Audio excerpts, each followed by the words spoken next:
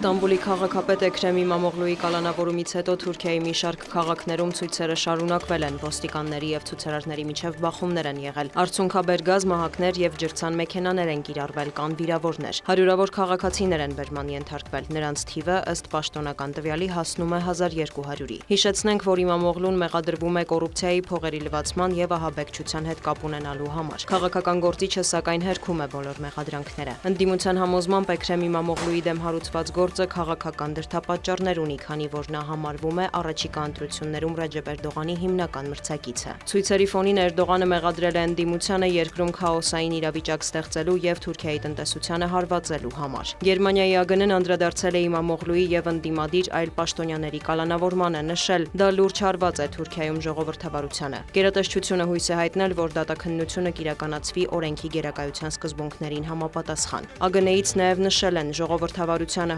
հավատարմությունը Թուրքիայի հետ հարաբերությունների առանցքային տարրն է, ինչպես երկկողմ, այնպես էլ Եվրամիություն-Անկարա հարաբերությունների համատեքստում։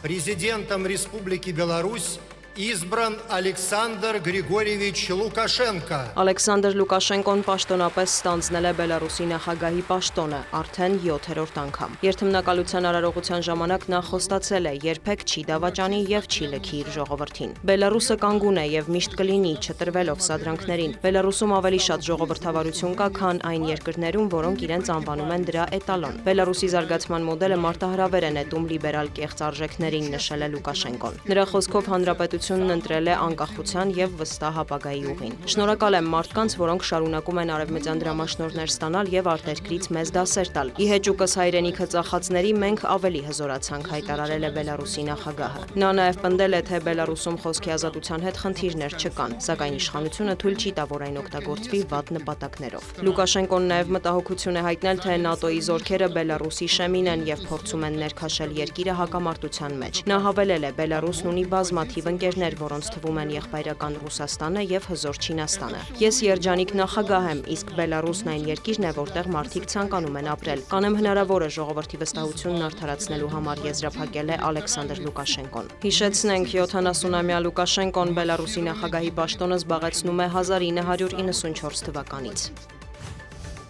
Իսրայելն առավելագույն ճնշում կգործադրի Համասի վրա, բոլոր միջոցներով հայտնել են երկրի վարչապետի աշխատակազմից, մեկնաբանելով Wall Street Journal-ի հրապարակումը, որ Ցահալը մտադիր է ցամաքային լայնածավալ գործողություն իրականացնել Գազայի հատվածում։ Կանենք հնարավորը պատանդներին վերադարձնելու համար, նախազգուշացնում է իսրայելական կողմը։ Ցահալը վերսկսել է Գազայում ռազմական գործողությունները մարտի 18-ին, բացի օդային հարվածներից իրականացվում են ցամաքային գործողություններ։ Հայտնի է խաղաղ բնակչության շրջանում տուժածների մասին։ 2023 թվականի հոկտեմբերից ի վեր զոհերի թիվը հասնում է 50,000-ի, վիրավորներինը 114,000-ի։ ԶԼՄ-ների տվյալով պատերազմի եւ սահմանային անցակետերի փակման հետևանքով Գազայի հատվածում տնտեսական եւ հումանիտար ճգնաժամ է։ Տեղեկություններ կան, որ Եգիպտոսը նոր առաջարկ է ներկայացրել Իսրայելին եւ Համասին վերսկսելու հրադադարի ռեժիմը։ Դիանա Գասպարյան, լուրեր։